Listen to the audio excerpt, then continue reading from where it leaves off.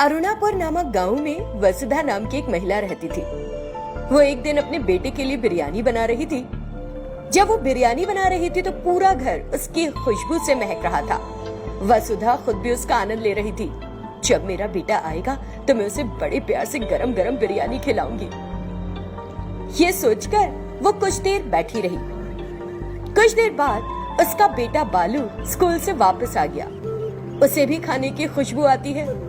माँ, इतनी बढ़िया खुशबू आ रही है, क्या तुमने मेरे लिए आज बिरयानी बनाई है? माँ बालू के पूछने पर हाँ कहती है। प्लीज मम्मी जल्दी से परोसो, मुझे भूख लगी है। वो तुरंत उठकर किचन में जाती है, लेकिन वहाँ पहुँचते ही चिल्लाने लगती है, भूत भूत, मदद, कोई मदद करो। माँ अचानक चिल्लाने क्यों लगी ये देखने के लिए बालू रसोई की तरफ दौड़ता है।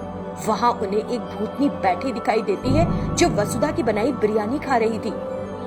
भूतनी उन्हें चिल्लाते हुए कहती है कि उस पर चिल्लाएं ना, मुझे बहुत भूख लगी है, मैं बस ये बिरयानी खाकर चली जाऊंगी। वो उनसे मदद करने के लिए कहती है और बालू और उसकी माँ उस भूतनी को घूरते रहते हैं। बिरयानी अच्छे से खा लेने के बाद भूतनी कहती है, मुझे तुम्हारी अनुमति के बिना बिरयानी खा जाने के लिए बुरा लग रहा है। वसुधा भूतनी को बात करते देख डर जाती है और पूछती है, तुम हो कौन? तब वो कहती है, मेरा नाम कविता है, मैं एक मध्यम वर्गीय परिवार से संबंध रखती थी। मेरे पिता ने हमारा घर बेचकर ढेर सारा दहेज दिया और मेरी शादी एक अमीर परिवार के लड़के से कर दी।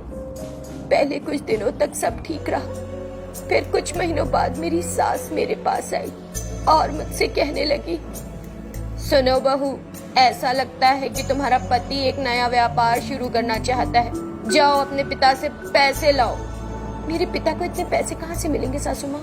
उन्होंने तो पहले ही अपना घर बेचकर तुम्हें शादी में दिया था। लेकिन मेरी सास ने मेरी एक नहीं सुनी, फिर मुझे बहुत ताना मारती रही और मुझे या तो पेट भरकर खाना नहीं दिया या भूखा रखकर सताने लगी। एक दिन मुझे पता चला कि मैं गर्भवती हूँ।